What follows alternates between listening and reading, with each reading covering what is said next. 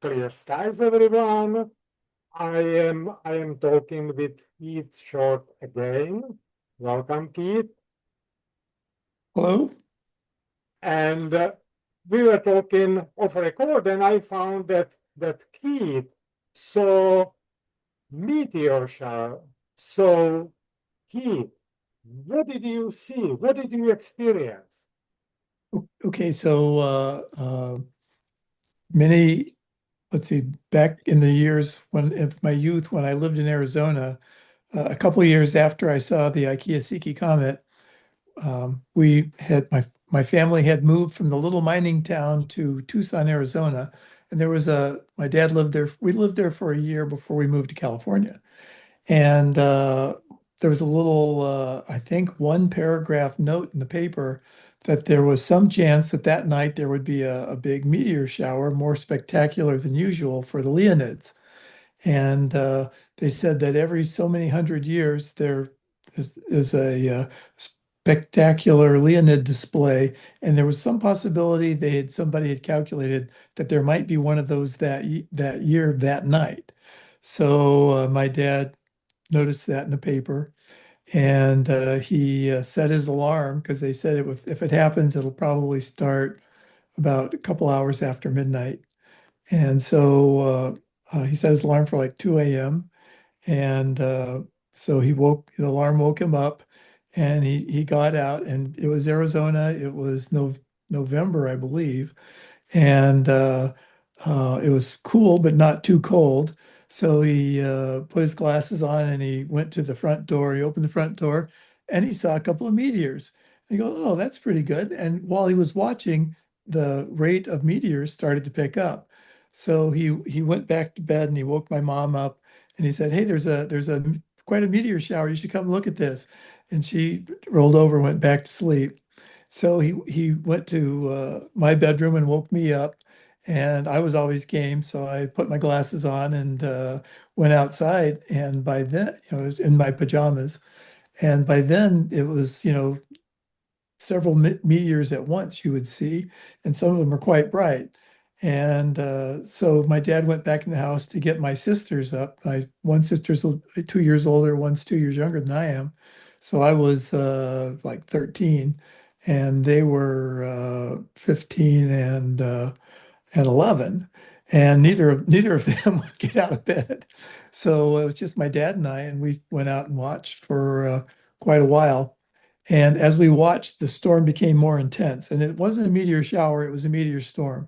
And there were multiple meteors all the time while we were watching. And the intensity of it, the number of meteors and the frequency started going up. And some of them were not just little, lines in the sky, but were exploding. They were the brilliant fireball kind of meteorites and or meteors. And um, they were so bright that they would light up the ground around us like a lightning strike. And we're all from the Midwest, and so we've seen lightning strikes that strobe, and you see the trees and other buildings around you and whatnot that you don't see until the lightning strobes. Well, this was like that. It was sufficiently bright so you could see the cactus and the Palo Verde trees and the mesquite trees and junk like that that were illuminated by these flashes from these meteors. But what was so different and so creepy about this was that it was absolutely silent. All these bright streaks were going by and these, bright flashes that would light up the ground. And if it were fireworks on the 4th of July, you'd hear the boom. And with this, it was utterly silent. And so all this was happening with just no sound whatsoever. So it was, far up in the atmosphere, far too far away for you to hear anything. But it was quite impressive. And as we watched we were probably out watching the sky for 45 minutes to an hour, something like that. And gradually it was becoming less frequent. So that now instead of seeing 10 or 15 at once, you'd only see one or two, and then it got to where every once in a while you'd see one. So that it was like, oh, maybe 20 an hour, something like that, so like one every 10, 15 seconds. And at that point, It was, like 3 o'clock in the morning, and it was time for me to go back to bed. And so my dad and I went back to bed. But it was definitely memorable. I'll never forget it. So we looked. Give it a day for the newspaper cycle to see what was written up about it in the newspaper, because we figured somebody at the University of Arizona, which is in Tucson, would have gotten some pretty good pictures. Because if we had dragged a camera out and pointed it at the sky and done a 20-second exposure, it would have been quite impressive. We didn't do that, which kind of wished we had. But there was one picture in the paper of one meteor. That was it. And it said that the display had been quite impressive. It hadn't lasted very long. It's been pretty intense for about 45 minutes, all of which we could have said, yep, yep, yep. And but there were no great pictures in the paper of all the streaks in the sky, because it was, a 15-second exposure would have been plenty to really make an interesting photograph. So uh, did you see anything else like that? I've never seen anything like it since. I've been in Tucson for Leonid's um, probably in the 90s. I was there 'cause if you read the article I linked to you, Joseph, Mhm. from YouTube, it says every 33 years there's a pretty Yeah, good one. yeah. But then the really spectacular ones are less frequent than that. Because I think the 1966 was a good one, and there was a similar, really intense storm in the 1800s. So it's only every couple hundred years that you get the really good storms. And they say the next shot for doing it, sadly, is like 2096 or 2098, something like that. So it's after I will long be dead. But there's some chance that my grandchildren now living will be alive to see it. So who knows? Well, what is interesting? So the peak was really short, like less than 1 hour. Yeah, that's right. Yeah. And um, when I recently did a presentation at a library on the meteor storm, and I did some research. I said, well, how is it that some years you get it and some years you don't? Because the Leonids are caused by a particular comet, and we pass through the orbit of that comet every year. How come some years we see it and some years we don't? And so I went there, there's astronomers that research this stuff Mm. and work on the orbital mechanics. And so I found papers that talked about the orbital mechanics of comet tails, because it's cometary debris that produce these meteor showers. And it's really interesting. And gradually, the debris from the comet tail, the orbit of that stuff, it kind of follows along with the comet. That's how come you see the tail. It's all part of the debris from the comet, and it disperses along the orbit of the comet, and it gradually winds its way inward toward the sun. Eventually, comet tails disappear into the sun, and the physics of the decay of the orbit. I don't know if I want to go into that right here, but it's a crazy kind of drag. It has its own little drag coefficient. The big, things as big as the grain of sand feel almost none of this drag, but the smaller things feel some of this drag, and that gradually causes it to spiral inward, and it kind of clumps together because of the way it's slowed. The tinier particles are slowed more than the bigger particles, but as they're slowed down by the drag, they move inward, and as they move inward, their orbit becomes closer to the sun, and their orbital period reduces. So it's like they're going around the sun faster in terms of how many years it takes to go around. It takes fewer years for the stuff to go around as it moves inward.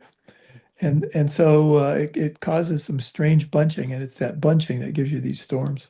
Thinking about that, so you saw probably so many meteors that some of them maybe you saw very short directly from radiant, right? Or not?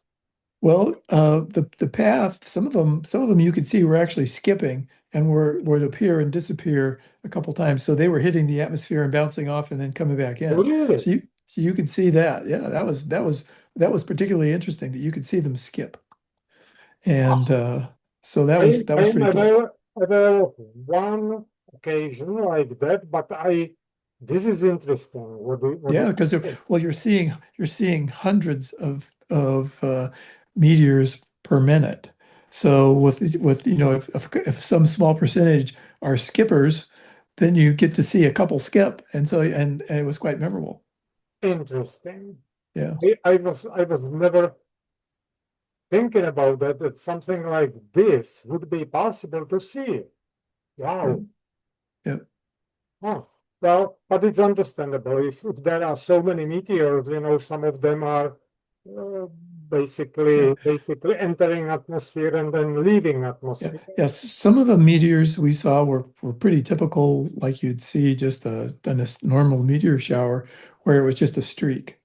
But others were like these really bright flashes that would explode. Mm. So there was quite a variety of sizes that we were seeing, which so it wasn't like it was all one size of particle, but Oh, some of them skipped where they would glow and then stop and then glow and then stop, and it was you could watch it as it went across. so It would it was that even intensity peaked and then diminished. yeah, it not just diminished, it disappeared. You'd see a little streak, and then where it, if you were to follow in your mind where the thing had disappeared and where it would be if it was just invisible and Oh, then reappeared, that's what you're seeing. You could follow the track. interesting. And what about color? It was just white or It was mostly white. I don't recall a memory of the color of them being extraordinary. It was mostly just white. That was my recollection. interesting? Well, I have to say you are unbelievably lucky. Oh, yeah, yeah, for sure. Yep. But when we have a common friend, Carl Wenning, and Carl Wenning was up that morning looking for the meteor storm also, because he knew about it in Ohio, because he lived in Ohio back then. And um, because of the relative distance between Ohio and Tucson, it was later in the morning in Ohio and the Earth was clocked at a little different position. So it was probably too bright for him to see it, and maybe it was obscured by clouds. He and I have talked, and I don't recall exactly why, but he was up looking for it that morning, perhaps with his father. I don't know, because he's about my age. Uh, but he did not see the meteor storm that we saw in Tucson. Hmm, interesting. Yeah. Well, thank you for sharing with me because I never met somebody who experienced something like that. Yeah. Yeah. So you probably in one night you saw thousands and maybe tens thousands of meteors. We were seeing 1,000 a minute.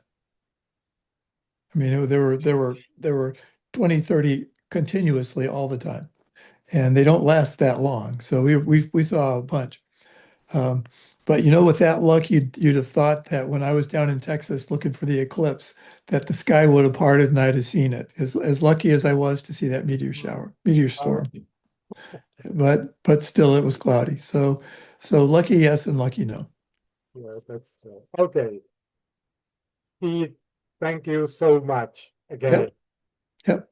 Glad to share it.